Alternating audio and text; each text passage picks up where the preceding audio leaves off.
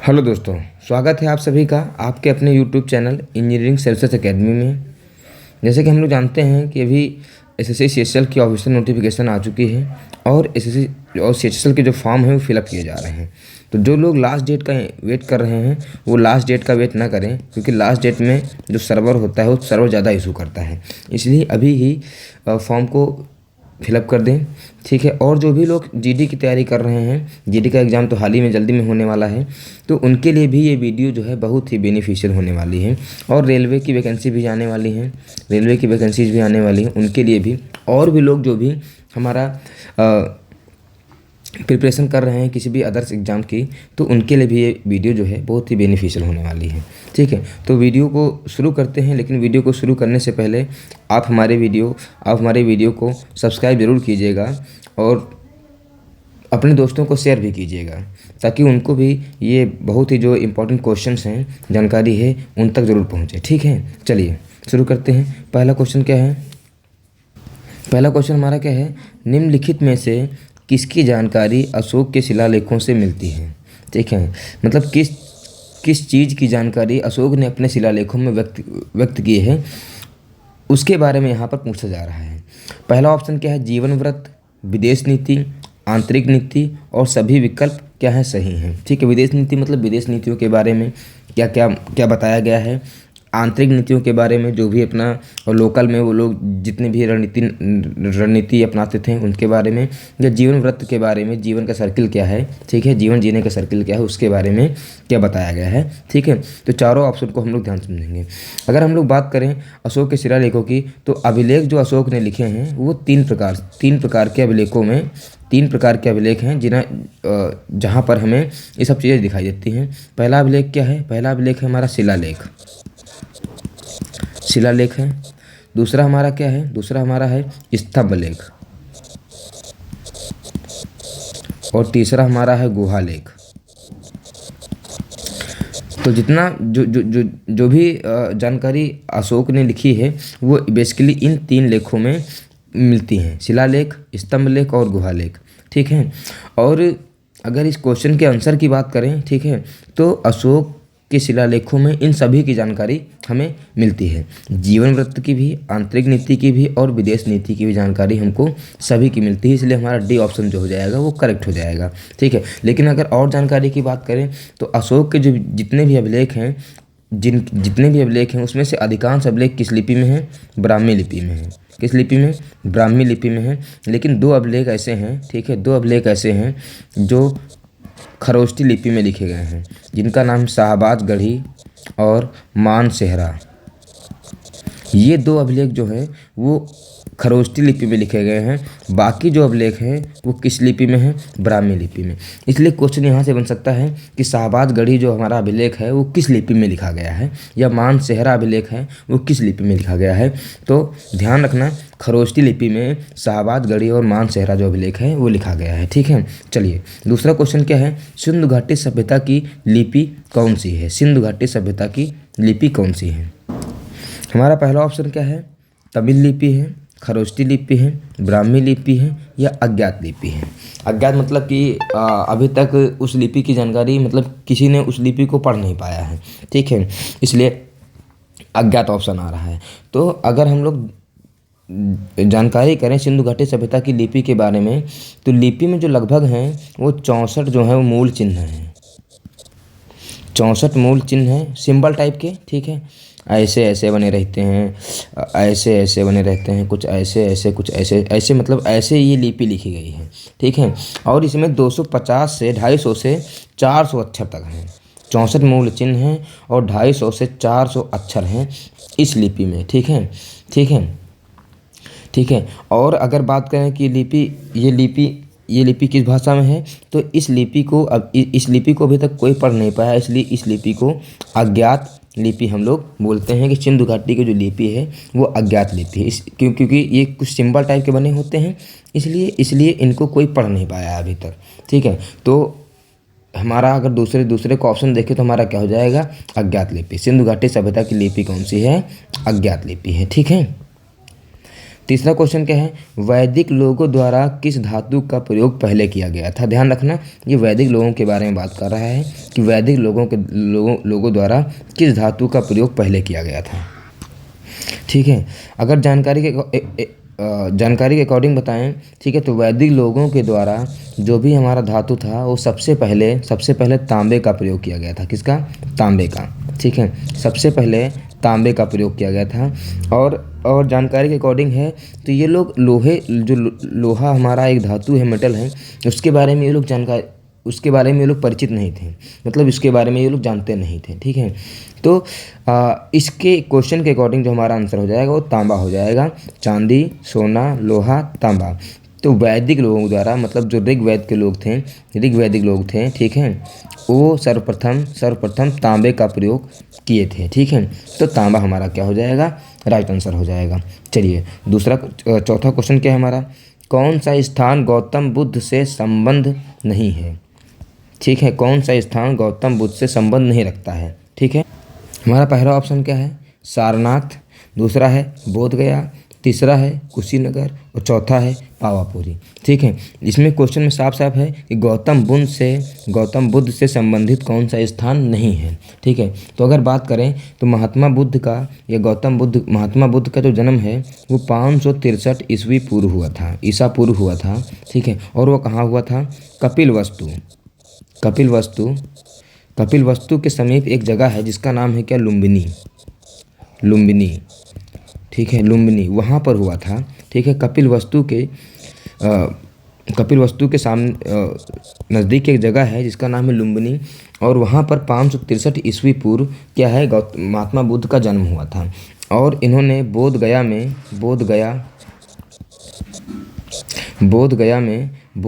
पूर्णिमा की रात्रि इनको ज्ञान का प्राप्त हुआ था। जैसे हम लोग कहते हैं ना कि डिग्री मिल गई है, उसी प्रकार से इनको बोधगया में पूर्णिमा की रात्रि को ज्ञान प्राप्त हुआ था। ठीक है, और काशी सब लोग जानते हैं। काशी में एक जगह है जिसका नाम है सारनाथ। ठीक, काशी में एक जगह है जिसका नाम है सारनाथ, और वहाँ पर बुद्ध ने अपना पहला उपदेश जिसका नाम है धम्म चक्र परिवर्तन। ठीक है, ये उपदेश कहाँ पर? काशी के सारनाथ में अपना पहला उपदेश धम्म चक्र परिवर्तन दिया था। ठीक है, अगर कुशीनगर की बात करें तो कुशीनगर में जो है इनका क्या हुआ था? कुशीनगर में इनका निधन हो गया था। कुशीनगर में इनका निधन हो गया था 72 वर्ष की उम्र में। कितने वर्ष की उम्र में? 72 वर्ष की उम्र में। लगभग अगर बात की जाए तो 527 ईसा पूर्व। ठीक है, ईसा पूर्व इनका निधन हो गया था। ठीक है, तो अगर हम लोग ऑप्शन की तरफ बात करें तो सारनाथ में, ठीक है, सारनाथ में क्या है? इन्होंने अपना पहला उपदेश धम्म चक्र परिवर्तन दिया। बोधगया में क्या है? बोधगया में क्या है? इनको ज्ञान की प्राप्ति हुई थी। बोधगया में इनको ज्ञान की प्राप्ति हुई थी, और सारनाथ में इन्होंने अपना पहला उपदेश धम्म चक्र परिवर्तन किया था। और कुशीनगर में इनका निधन हुआ था 72 वर्ष की उम्र में, और कपिल वस्तु में इनका जन्म हुआ था 563 ईसा पूर्व। अगर पावापुरी की बात करें तो पावापुरी जो हमारा स्थान है वो महावीर स्वामी से संबंधित है, जहाँ पर महावीर स्वामी का निधन हो गया था। महावीर स्वामी का निधन हो गया था, जो हमारे 24वें तीर्थकार हैं महावीर स्वामी, उनका पावापुरी में निधन हुआ था। ठीक है, तो क्वेश्चन के अकॉर्डिंग जो आंसर हो जाएगा, गौतम बुद्ध से संबंधित कौन सा स्थान नहीं है, वो क्या है? पावापुरी। सारनाथ में इन्होंने पहला उपदेश दिया। ठीक है, बोधगया में इनको ज्ञान की प्राप्ति हुई। कुशीनगर में इनका निधन हुआ कुशीनगर में, और कपिल वस्तु में इनका जन्म हुआ, और पावापुरी में महावीर स्वामी का निधन हुआ था। ठीक है, इसलिए पावापुरी जो हो जाएगा हमारा करेक्ट आंसर हो जाएगा। चलिए पांचों क्वेश्चन को पढ़ते हैं। पांचों क्वेश्चन हमारा क्या है? सिंधु अर्थव्यवस्था की ताकत क्या थी? मतलब सिंधु घाटी के जो लोग थे वो किस पर निर्भर थे? ठीक है, कृषि पर, व्यापार पर, चाक पर बनाए गए मिट्टी के बर्तन पर, या बढ़ईगिरी पर। ठीक, तो अगर बात करें सिंधु घाटी के लोगों की, तो वो लोग बेसिकली सबसे ज़्यादा व्यापार करते थे। ठीक है, इनकी ताकत क्या थी? व्यापार। व्यापार पर ही सब लोग निर्भर थे। हालांकि कृषि भी करते थे और पशुपालन भी करते थे। कृषि और पशुपालन भी करते थे सिंधु घाटी के लोग। लेकिन लेकिन अगर बात की जाए मेन रोजगार की, तो वो उनका रोजगार क्या था? व्यापार था। ठीक है, और सिंधु घाटी जो सभ्यता थी, एक वो नगरीय सभ्यता थी। क्या थी? नगरीय, ग्रामीण सभ्यता नहीं थी, वो नगरीय सभ्यता थी। ठीक है, इसलिए ये लोग व्यापार पर ज़्यादा ध्यान देते थे। ठीक है, तो सिंध अर्थव्यवस्था की ताकत क्या थी? व्यापार थी। व्यापार पर ज़्यादा ध्यान देते थे ये लोग। ठीक है, 6 क्वेश्चन क्या है हमारा? आरंभिक वैदिक काल में वर्ण व्यवस्था आधारित थी। आरंभिक वैदिक काल में वर्ण व्यवस्था आधारित थी। किस पर? शिक्षा पर, जन्म पर, व्यवसाय पर या प्रतिभा पर।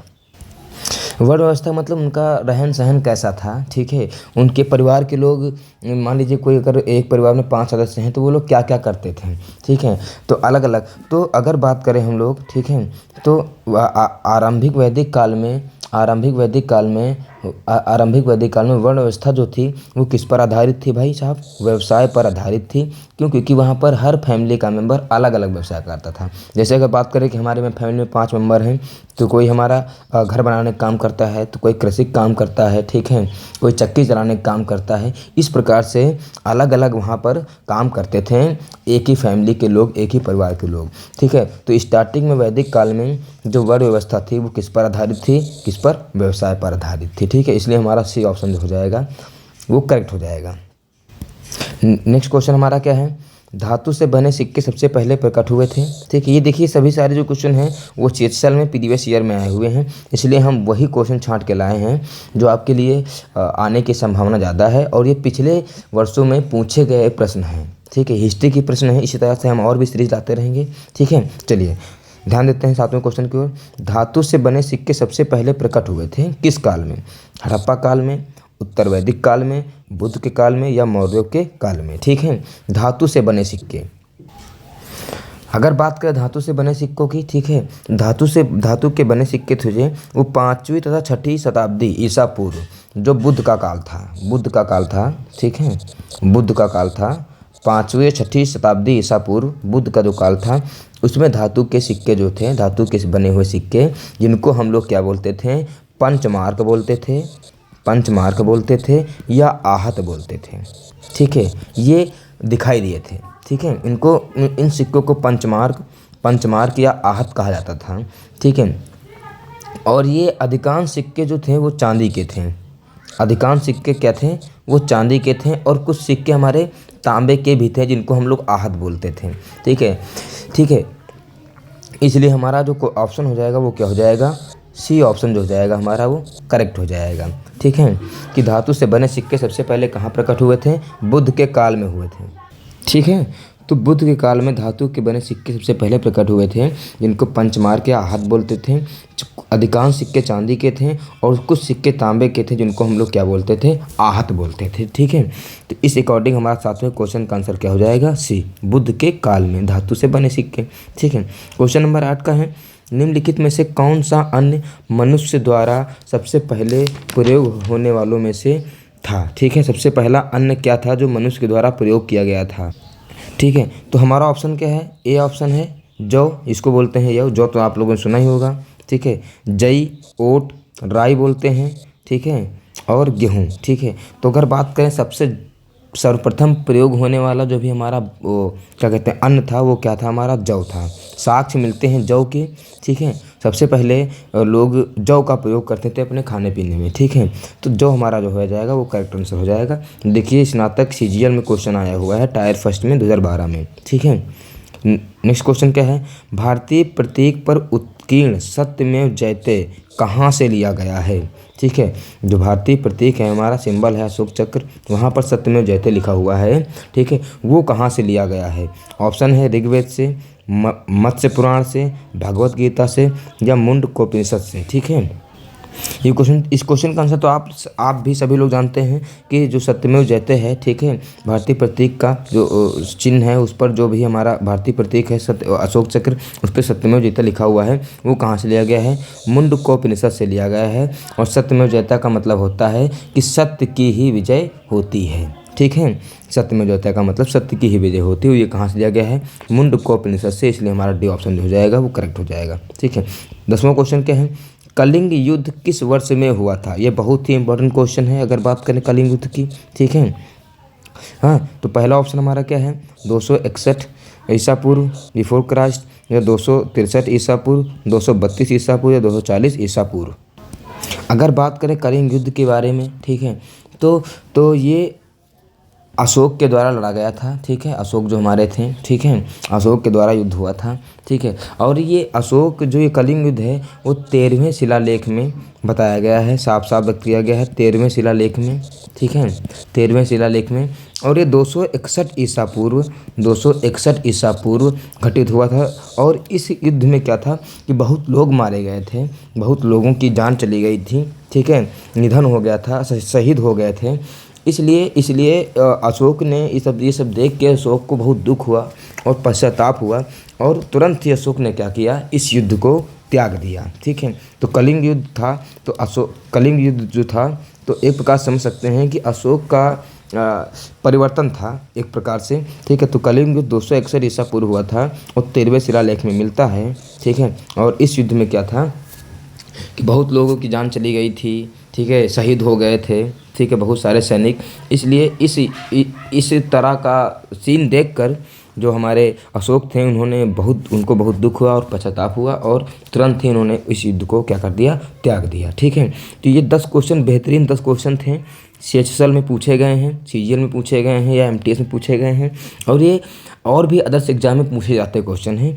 बहुत ही सिलेक्टिव क्वेश्चन छांट के लाए हैं आप लोगों के लिए, तो इस वीडियो को ज़रूर देखिएगा, ठीक है। और भी क्वेश्चन लाते रहेंगे हिस्ट्री के हम, ठीक है, ठीक है। चलिए, हाँ, वीडियो को लाइक सब्सक्राइब शेयर ज़रूर कीजिएगा, ठीक है, ताकि आपके दोस्तों को भी इस वीडियो के जो भी हमारे इंपॉर्टेंट क्वेश्चंस हैं वो मिल जाएं, ठीक है। और सब्सक्राइब जरूर कीजिएगा ताकि आगे आने वाली वीडियो भी आप तक तुरंत पहुंच जाए। Okay, thank you, see you, take care, bye bye.